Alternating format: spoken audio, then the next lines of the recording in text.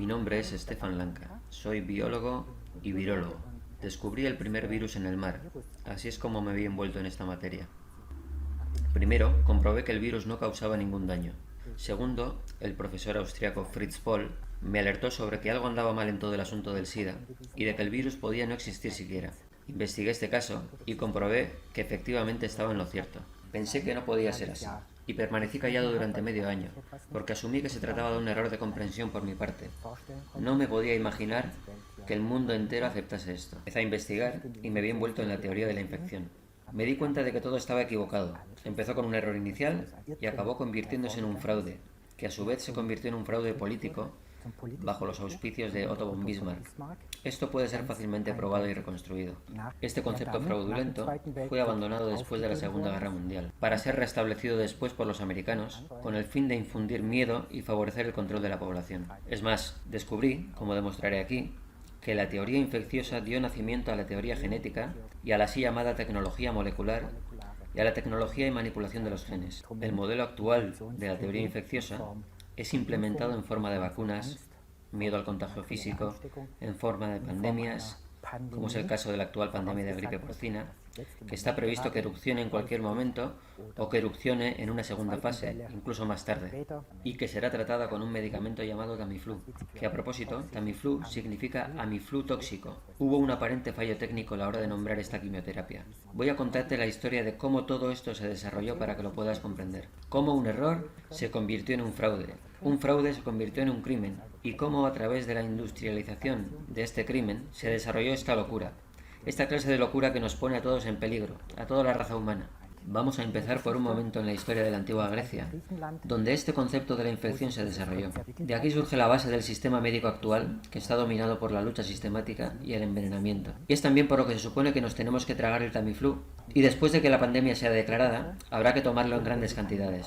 Pero antes de adentrarnos en la antigua Grecia, Goethe trató de advertirnos acerca de la pandemia de gripe del 2009, así como del SIDA y de la administración del Tamiflu, e hizo esto en Faust, no en la primera edición, que sufrió censura, tampoco en la segunda, pero en la tercera y cuarta edición incluyó este pasaje esencial, en el que describe cómo incluso entonces un doctor mató a miles de personas. Primero, describe en un lenguaje alquímico cómo el Tamiflu y la quimioterapia de aquella época fueron creados, compuestos de mercurio orgánico mezclado con sirope, y esto sería el Latfag infernal en lenguaje alquímico y cómo era producido.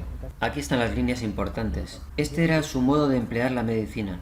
Los enfermos fallecían y nadie preguntaba quiénes eran los que habían sanado. Aquí estaba el Tamiflu y la gente moría y nadie preguntaba ¿quién se ha curado? Nadie preguntaba ¿es esta teoría correcta? ¿Acaso existe este virus? De este modo, en estos valles y montañas hemos causado con nuestras mixturas más estragos que la misma epidemia. Y hablaremos también de la peste negra, un episodio de decesos políticos, igual que el SIDA, la gripe, el SARS, las vacas locas, igual que la viruela, el término colectivo de lepra, del cual derivó la peste negra, y el término colectivo de polio. También yo he dado veneno a millares de infelices que han sucumbido, y me he visto obligado a escuchar los elogios que se prodigan a sus audaces asesinos.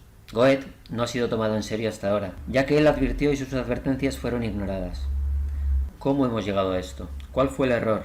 ¿Cuál fue la falsa suposición? La falsa suposición general sobre la que se basa toda la medicina académica occidental es la siguiente. En el contexto de la doctrina de los humores, se creía que la enfermedad acontecía debido al desequilibrio en los humores o fluidos del cuerpo. Tenemos muchos fluidos diferentes en el cuerpo, cerca de 270.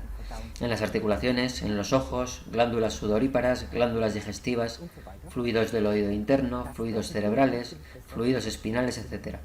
Simplemente se asumía que un desequilibrio en los humores podría conducir al desarrollo de toxinas causantes de enfermedades y se creía, en base a la experiencia, que la administración de pequeñas cantidades de veneno podría provocar una reacción en el cuerpo que le llevase a producir un antídoto, un antiveneno. Esta idea derivaba de la experiencia con un tóxico celular como el alcohol. Consumido en pequeñas cantidades puede ser divertido, puede disminuir ansiedades y cosas por el estilo, pero si una persona joven que nunca ha tenido contacto con el alcohol bebe media botella de licor, cuando llega a estar lo suficientemente paralizado como para no ser capaz de escupirlo, su estómago debe expulsarlo fuera. De no ser así, moriría por una intoxicación etílica. Boris Yeltsin y algunos otros dirigen las políticas del mundo con 2 litros. Esta observación es la base fundamental. Tomar un veneno poco a poco. Puedes probarlo tú mismo. Deja de tomar alcohol durante medio año y después bebe de 2 vasos de vino. estarás a poco de caer redondo. Pero esto no se debe a que el cuerpo haya fabricado un antiveneno, sino a que estás entrenado. Ha preparado las enzimas para procesar, neutralizar y excretar rápidamente el alcohol. Esta doctrina de los humores, entendida de esta forma, es la base explícita de toda la medicina académica occidental, incluyendo la falsa creencia en un sistema inmune. ¿Por qué? Ellos creían que los venenos causantes de enfermedades podían propagarse y que si uno tomaba un veneno de forma preventiva, el cuerpo fabricaría un antiveneno y de esta forma podría obtener la inmunidad. El momento en el que el veneno causante de enfermedades llegase, yo sería ya invulnerable. Esta es la razón por la que Rasputín y Napoleón, esto se puede saber a través del cabello, frecuentemente tomaban diferentes tipos de toxinas en pequeñas cantidades con el propósito de hacerse inmunes a un envenenamiento. Pero después, en el siglo XIX, cuando fue posible detectar pequeñas cantidades de toxinas, hallaron que en ninguna enfermedad se podían detectar toxinas. En ninguna hasta el día de hoy. Y la teoría demostró estar equivocada. Pero toda aquella forma de pensamiento estaba basada en esto, es decir, en administrar compuestos de mercurio de forma preventiva, como en tiempos de Goethe. Cada vez que la toxina causante de enfermedades aparece en forma de pandemia, la persona es ya invulnerable. La idea de la aparición de las epidemias se desarrolló en la historia partiendo de la antigua Grecia. Se creía que el demonio de las enfermedades poseía y contaminaba a la persona. De aquí surge el término griego miasma, contaminación. Uno es profanado por los demonios de las enfermedades y de esta forma puede transmitir la enfermedad a otros. El demonio de la muerte me infecta, se reproduce dentro de mí y se lo puedo pasar a otros que producirán toxinas causantes de enfermedad. Esta es la razón por la que se administran antivenenos preventivos, tal y como describió Goethe. Y los supervivientes aplauden. Y me he visto obligado a escuchar los elogios que se prodigan a los audaces asesinos. Es como si Goethe reviviese a Paracelso en la figura de Fausto, y este está avergonzado por haber sido alabado por los campesinos que le dicen: «Tú salvaste nuestras vidas», pero miles murieron. Él se avergonzaba de esto, y se sienta junto a su Adlater Wagner en una roca cerca del pueblo y medita, y describe lo que hizo y lo que su padre había hecho antes.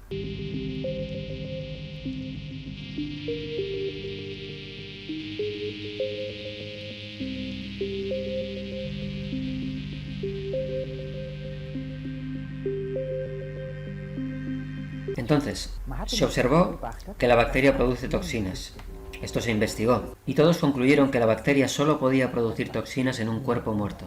Esto se debe a que el metabolismo de la bacteria funciona en un ambiente aeróbico y produce sustancias en el intestino durante la digestión, tales como las tan necesarias vitaminas. Pero cuando estas bacterias se ven privadas de oxígeno, que es el caso de un cuerpo muerto al cabo de un par de días, algunas de ellas pueden sobrevivir cambiando su metabolismo.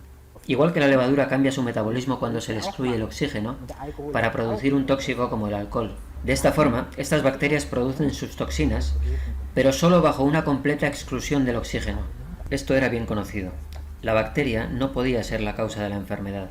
El profesor Henle solidificó más aún este conocimiento, que expresó en sus postulados y dijo: «Si afirmas que la bacteria puede ser transmitida y después producir sus venenos, en consecuencia tienes que identificar esta bacteria. En cada uno de los casos de la enfermedad que afirmas ha sido causada por esta bacteria». Y este no era el caso. Las bacterias son apenas insuficientemente identificables en un tubo de ensayo. Solo puedes obtener un puñado de ellas. De todas las bacterias que conocemos basadas en su actividad, solo cerca del 2% son cultivables y multiplicables en el laboratorio. Y lo que se define como bacteria en el laboratorio no es lo mismo que la bacteria original fuera de él. ¿Por qué? Porque la idea de que la bacteria en el laboratorio representa un solo tipo de bacteria es un artefacto de laboratorio. Porque las bacterias se intercambian unas con otras una gran cantidad de información continuamente y cambian tanto su forma como su función. Esto fue recientemente confirmado en un amplio estudio en el que se comprobó que las bacterias, al mismo tiempo que mantienen su individualidad bioquímica, son muy similares en cuanto a su ácido nucleico. Se adaptan. Si extraemos una bacteria y la cultivamos de forma aislada, pierde sus propiedades después de un tiempo y no puede sobrevivir. Pero esto constituye ya una intervención masiva en la naturaleza y no representa la realidad de las bacterias intercambiando información las unas con las otras y por lo tanto, la clasificación por tipos de bacteria que se les ha impuesto no es científicamente justificable. Entonces, este fue el primer problema.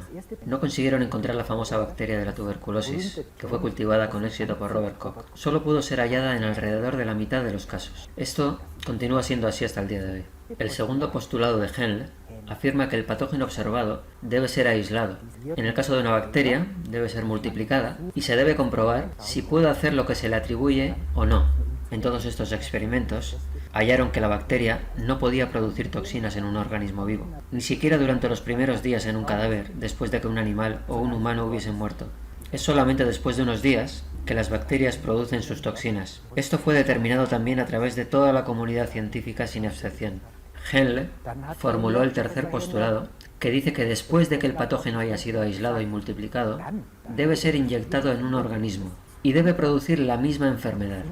Y esto no ha sucedido nunca, nunca jamás. Pero ¿cómo sucedió que de repente se ensalzase a Robert Koch como el descubridor de la transmisibilidad de las enfermedades? ¿Cuál es la cuestión? La cuestión se responde fácilmente. Robert Koch merecía su reputación por haber logrado hacer la fotografía adaptable a la visualización microscópica y por haber fotografiado bacterias. La fotografía había sido redescubierta en Europa en 1885. Esto le proporcionó una gran reputación merecidamente. La fotografía era considerada algo sagrado. Nadie podía imaginar que un negativo pudiese ser retocado, que se pudiesen utilizar dobles exposiciones, que pudiese ser manipulado. Estaba considerada como inherentemente científica y objetiva. Ellos simplemente hicieron afirmaciones, acompañadas con fotografías, y esto produjo un efecto verdaderamente hipnótico, parecido al que produce la televisión hoy día. Así que la gente simplemente aceptó aquellas afirmaciones. Él simplemente fotografió bacterias, que pueden ser encontradas en cualquier sitio. A partir de aquí, se derivaron dos conceptos muy diferentes. Por supuesto, estas bacterias no causan enfermedades, pero el tercer postulado de Henle, que afirma que estas bacterias deben de producir las mismas enfermedades en todos los individuos, fue violado por Koch. Él fue quien introdujo este fraude científico, que sigue jugando un rol central hasta el día de hoy, en casos como el SIDA, las vacunaciones, las pandemias de gripe o incluso el Tamiflu. Entonces, él afirmó que la inoculación de este cultivo bacteriano en el animal testado condujo al desarrollo de una enfermedad similar, no la misma. Y este es uno de los fraudes centrales de toda la teoría infecciosa, el desarrollo de una enfermedad similar. Leerlo por vosotros mismos. Esta es la tarea para casa número 1. No me creáis sin más. Ir a la biblioteca y leer lo que Robert Koch. Pongamos como ejemplo el anthrax. Este mata a un ratón mediante toxinas de cadáver. Estos venenos de cadáver los puedes hacer en casa. Deja una ensalada de patatas fuera en la intemperie, en verano, durante una semana, o huevos podridos. Las esporas bacterianas que están flotando en el aire por todas partes crecen, se reproducen y consumen el oxígeno, y pasan a un estado anaeróbico, mayormente en el centro de la ensalada de patatas, o en los huevos, o el queso, o en un cuerpo muerto. Y a partir de aquí se forman las toxinas. Las toxinas, de hecho, pueden matar. Si alimentas con esto a una persona poco a poco y camuflas el mal sabor con especias fuertes y potenciadores del sabor, una persona puede sufrir un envenenamiento crónico de esta manera, o puedes hacer que sufra diarreas y retortijones. Koch produjo estas toxinas en un caldo de carne, tal y como puedes replicar tú mismo en casa. Las inyectó en vena a un ratón y el ratón murió. El bazo se inflamó. Él extrajo el bazo del ratón y lo trasplantó bajo la piel de una rana. La rana convulsionó y murió. Y a esto se le llama anthrax cutáneo. Robert Koch, fraude científico. Ahora puedes imaginarte qué experimentos se llevaron a cabo para proclamar el anthrax de pulmón. A saber, el bazo del ratón sacrificado fue implantado en el pulmón de la rana. Esto es lo que se ha seguido haciendo hasta el día de hoy. Esto es lo que se ha hecho en la pandemia de gripe. Animales están siendo sacrificados con incisiones en la tráquea. Se les insertan líquidos continuamente, los animales mueren y se proclama que fue el virus. Podéis estudiar esto en este panfleto informativo sobre el virus de la gripe. No existe un grupo de animales de control a los que podían haber inyectado líquidos ordinarios y hubiese pasado exactamente lo mismo.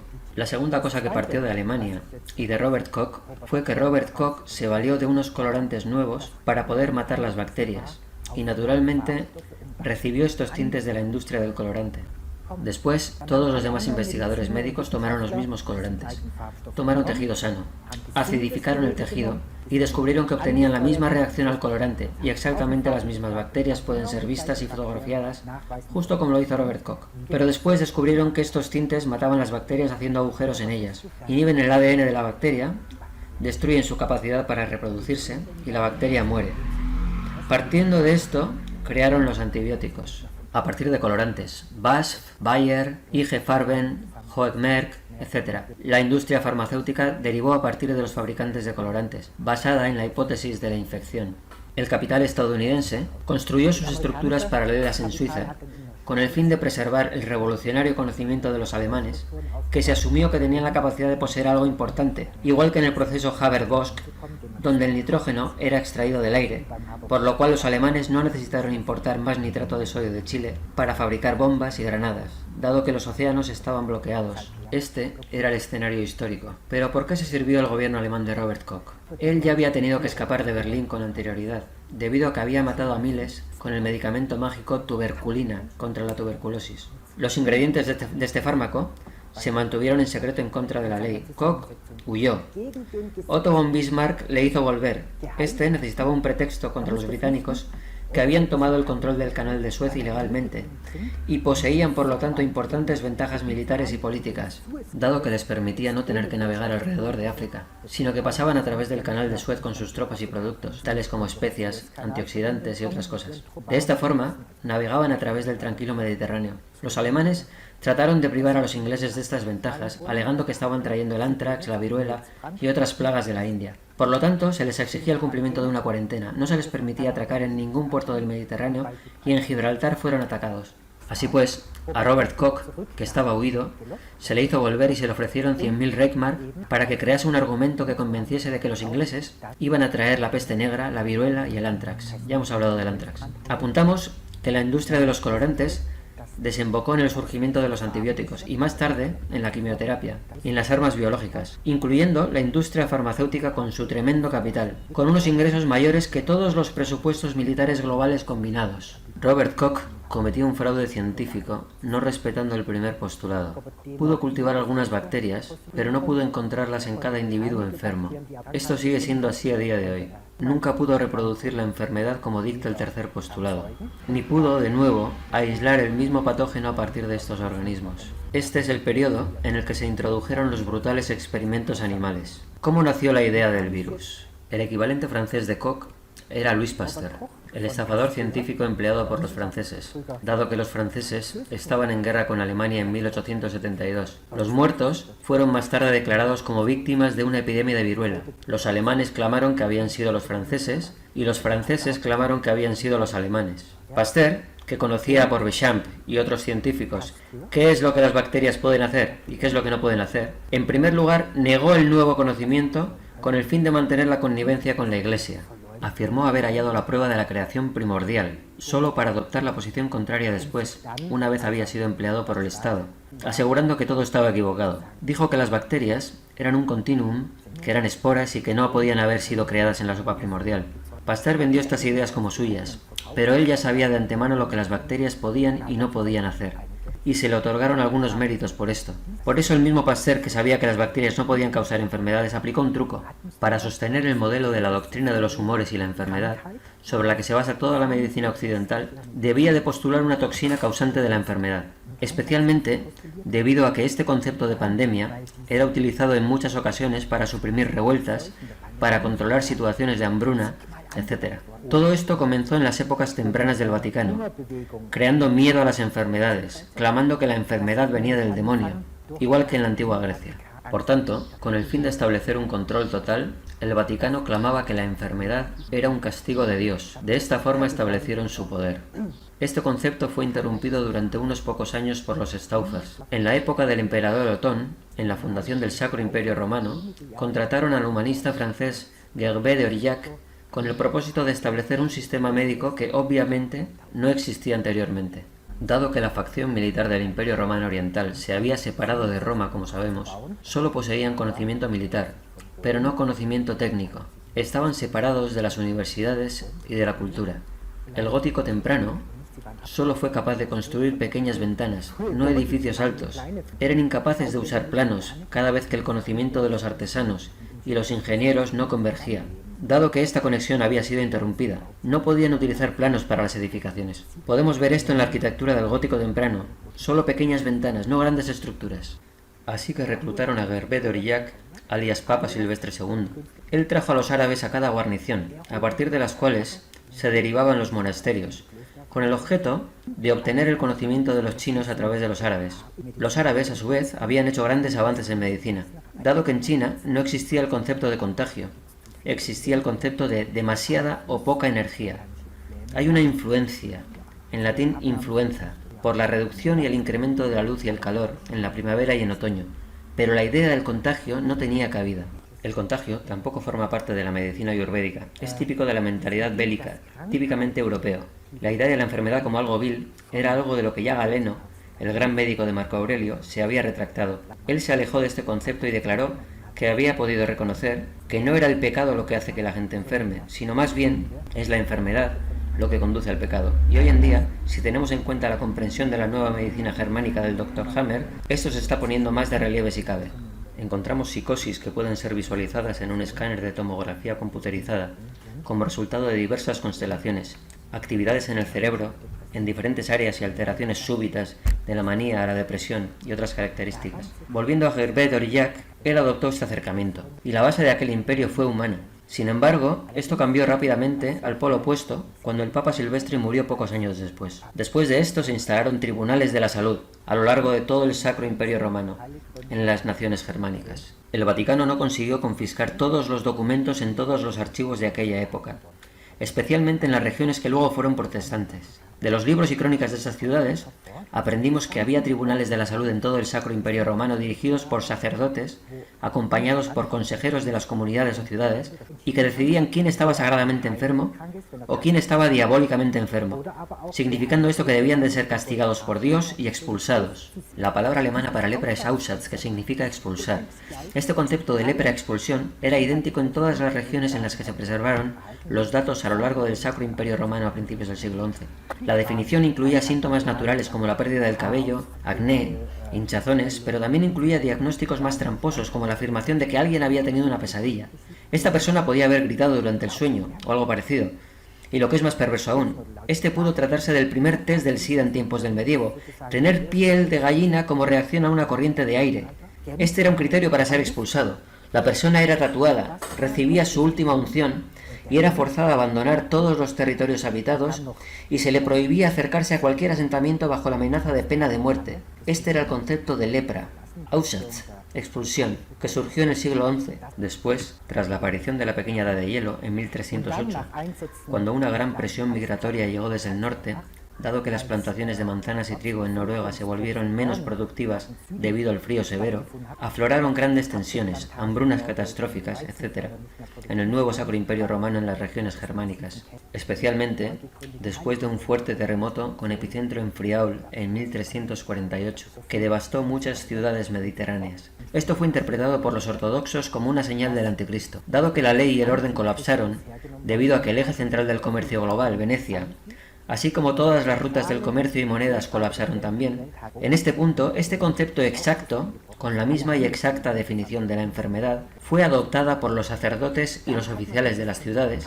para declarar a grupos enteros de población como castigados por Dios y proclamar que tenían la peste negra. Barrios enteros de las ciudades fueron puestos en cuarentena. Se les encerró, se les dejó morir de hambre, se les masacró y se les envenenó, tal y como Goethe lo describe. La lepra fue simplemente renombrada como peste negra. Después, a medida que el poder de influencia del Vaticano se redujo debido a revoluciones nacionales, la Revolución Francesa, la Revolución Americana, el mismo concepto fue renombrado como viruela, pero el principio seguía siendo el mismo. Hoy día se sigue empleando en definiciones de enfermedades tales como el SIDA. En cualquier caso, el público era aterrorizado hasta la saciedad cada vez que una pandemia era declarada, debido a que podían ser puestos en cuarentena, podían ser asesinados, podían ser forzados a tomar medicaciones, justo como Goethe lo describió. Mientras tanto, miles morían por falta de comida, había revueltas sociales y los supervivientes aplaudían. Este sistema médico siempre fue inmediatamente represivo en tiempos de crisis, y en su historia siempre ha señalado la enfermedad como algo vil, maligno, el demonio de la enfermedad. Este atrapa a alguien y crece y le desgarra como un cáncer. Y sobre todo, se puede extender y ser transmitido a otros como un hechizo maligno, el demonio de la enfermedad. Este miedo era extremadamente prevalente en la sociedad y en este sistema médico, del que surgió la entidad más poderosa de este planeta, la industria farmacéutica, que no va a ceder su poder por voluntad propia. Por eso necesitamos volvernos activos. Por eso os proveeré de más información. La idea del virus fue creada y a partir de esta idea derivó el campo de la tecnología genética. Retomando a Pasteur de nuevo, Pasteur sabía que las bacterias no causaban enfermedades. Punto. Suficientes estudios y experimentos fueron llevados a cabo y publicados en Alemania y en otras partes, entre otros Max von Pittenkofer, que demostró qué era el cólera y cómo se podía prevenir fácilmente. Pasteur trabajó a comisión para hallar un argumento que impidiese a los ingleses navegar por el mar Mediterráneo de forma que pudiesen ser atacados en Gibraltar. Así que se le ocurrió la idea de afirmar que había un nuevo patógeno y que podía producir toxinas y enfermedades en un cuerpo humano vivo, y le dio el nombre de veneno, en latín virus. Esta fue su idea. Dijo que era miles de veces más pequeño que las bacterias. Entonces emplea filtros tan densos que las bacterias no pueden atravesarlos. Presiona el líquido, el veneno proveniente de un animal muerto a través del filtro, inyecta el líquido en el cerebro de un perro que ha sido atado verticalmente a un poste, usa 1/3 del volumen del cerebro de un perro, el líquido rebosa por el otro lado, el perro convulsiona, ladra, expulsa espuma por la boca y muere. A esto se le llamó la rabia. Esto es lo que hizo Pasteur. Pasteur afirmó también que poseía el antídoto para promover el concepto de vacuna. Esta agenda de vacunación fue propagada principalmente en Francia. Los alemanes tenían sus antibióticos y su quimioterapia. Pasteur cometió fraude en todas sus iniciativas, pero era lo suficientemente humano como para documentar sus mentiras en diarios que escribió en paralelo a sus libros de laboratorio. Él decretó que estos escritos no debían ser publicados nunca. Su familia, por supuesto, obtuvo una gran fortuna. Pero el último hijo varón de Pasteur no obedeció el decreto y filtró estos escritos a la Universidad Americana de Princeton. Y en 1993, el profesor Gerald Gayson publicó un análisis en lengua inglesa que reveló que Pasteur había cometido fraudes masivos en todos sus estudios. Por ejemplo, los animales vacunados que sobrevivían era porque no habían sido envenenados, y los animales del grupo de control que murieron sin las vacunas habían sido masivamente envenenados. Este era Pasteur. Pasteur es el inventor de la idea de un patógeno tan pequeño que no puede ser visto a través de un microscopio óptico, pero que siempre crea su veneno, el veneno causante de enfermedades. Esta idea se apoyaba en el modelo de enfermedad que había sido usado durante siglos, un modelo que estaba basado en la premisa de la guerra, no en la premisa de la simbiosis, que es como funciona realmente la naturaleza. Con el fin de solidificar este modelo y obtener una ventaja política frente a Inglaterra, Pasteur postuló la idea de un virus. Pero Pasteur no anticipó que existiría un microscopio electrónico en el futuro, que tendría un poder de magnificación mucho mayor que el del microscopio óptico, que permitiría observar pequeñas estructuras que no eran visibles anteriormente. Y con este microscopio electrónico, disponible para la ciencia después de la Segunda Guerra Mundial, fue posible visualizar estructuras 1000 veces más pequeñas que una bacteria. Observaron esporas que seguían siendo capaces de permanecer con vida. Reconocieron que las bacterias generaban esporas cuando morían lentamente. Y en el caso de que muriesen rápidamente, cuando eran expuestas a la sequedad o al calor, por ejemplo, producían partículas incluso más pequeñas que no permanecían con vida, sino que consistían en proteínas que llevaban un ácido nucleico en el centro y que proveían a otras bacterias, las que habían sobrevivido, con nutrientes, de forma que pudiesen superar la situación de crisis. Esto fue observado en el caso de las bacterias, en otros organismos muy simples, en hongos, en amebas. En mis investigaciones encontré esto por primera vez en una alga marina muy simple, pero nunca fue observado en ningún humano, animal o planta. Puedes verificar esto con muy poco esfuerzo. Und ich habe dann natürlich mit dieser Kompetenz als Virologe, Virusentdecker die Behauptungen der Medizin überprüft, ob diese krankmachenden Viren existieren. Und ich bin dahinter gekommen, dass dem nicht so ist.